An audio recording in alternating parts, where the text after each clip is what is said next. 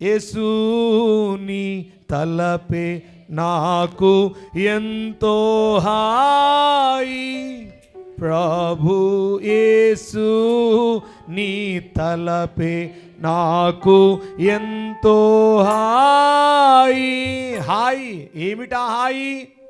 ఆదివారం ఆరాధనలో కూర్చోవడం హాయ్, లోక సంబంధమైన వాటిని చెప్పుకోవడంలో లేదు హాయ్. బాయ్ చెప్పు, హాయిలోనికి రా. ఎక్కడ హాయి దొరుకుతుంది? దేవుని దగ్గర. లోక సంబంధమైనటువంటి వాటికి tata, bye bye, good boy. దేవుని దగ్గరికి వచ్చి హాయ్ అని చెప్పి హాయిగా ఉండు. ఎంత గొప్ప ధన్యత కదా.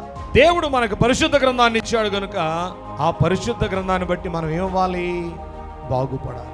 పాడవడానికి కాదు ఈ యొక్క బైబిల్ గ్రంథం, మనం బాగుపడుట కొరకే, మన జీవితాలను మార్చుకొనుట కొరకే వినిపించబడుచున్నాయి ఈ యొక్క వాక్యాలు. కనుక వాక్యాన్ని చదివితే, అర్థం చేసుకుంటే నువ్వేమవుతావు? బాగుపడతావు.